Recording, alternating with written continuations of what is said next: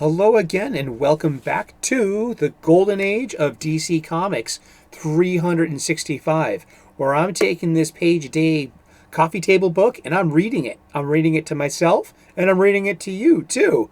Thought we'd have a good time spending a few minutes a day just talking about comic books. So, this is a pretty good book. It was given to me about almost 20 years ago by one of my best friends. And it's been on every single coffee table I've had since. And I've been looking through this book and kind of reading this book for ages now. And I left a link in the description if you want your own copy too. And so today is January 30th. This is just a slice of life, kind of just an interesting common page. And let's look at this real quick and then we'll get to it.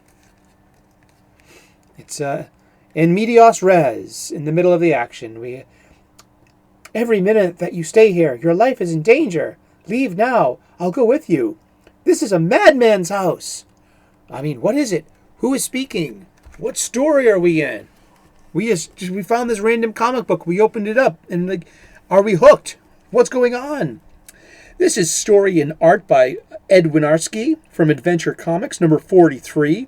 October of 1939.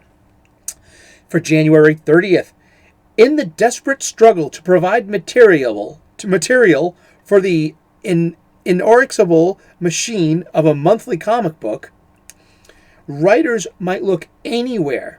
In this tale, Captain Desmo visits an island where a deranged count goes out hunting for human prey.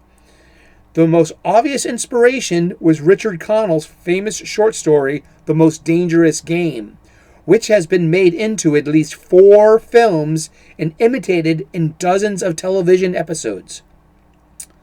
At least DC had the decency to add some pygmy cannibals. Oh, wholly inappropriate, Batman. But yeah, I mean, this is just a random issue of Captain Desmo. We don't know who this person is, what their relation to the character is. Maybe she's just a guest to the Count's island, and she's been kept herself, alive in the forest. Yes, we need some kind of madman. But also, I'm also reminded of pop art, specifically of Roy Lichtenstein, and he got prominence in the early '60s. For doing popular art at the time. He was also kind of guilty of plagiarism. He was basically ripping off previously existing DC panels, such as these, for his inspiration, where he had thick outlines, bold colors, and what we know as Ben-Day dots. See the dots in the color of the hair, and the color of the skin pigmentation. And these were Ben-Day dots. These were how color was made and manipulated for the print page from the golden and silver ages, and before technology gave more colors. It started with basically 4 colors: cyan, magenta. I should know this by heart. I'm looking it up.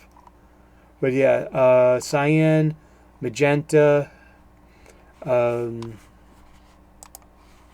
yellow, and black. And there are 16 ways you can do each color. 16 ways for cyan and magenta and yellow and black, making you got a color palette of about 64 colors if you're lucky. And you could imitate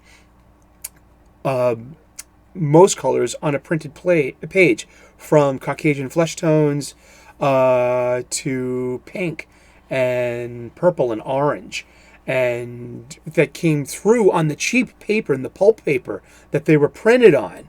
So, but yeah, Lichtenstein, Ben-Day is named after someone named Benjamin Henry Day Jr., who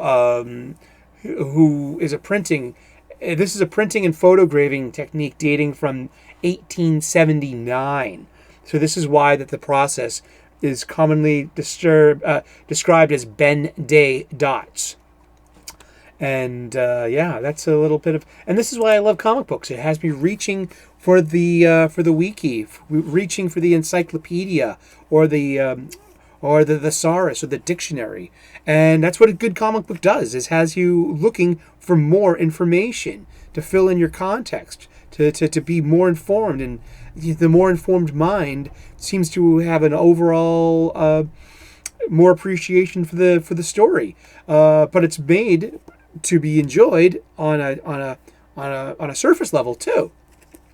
And thank you so very much for tuning in to the Golden Age of DC Comics 365 days. We're going to talk about comic books every day for the rest of the year. We're going to do it. Tune in tomorrow at 3 p.m. Eastern to find out what we're talking about. Alrighty? And you know what? Give me a thumbs up if you like this kind of material. Give me a thumbs down if you didn't. I'm a big lad. I can handle it.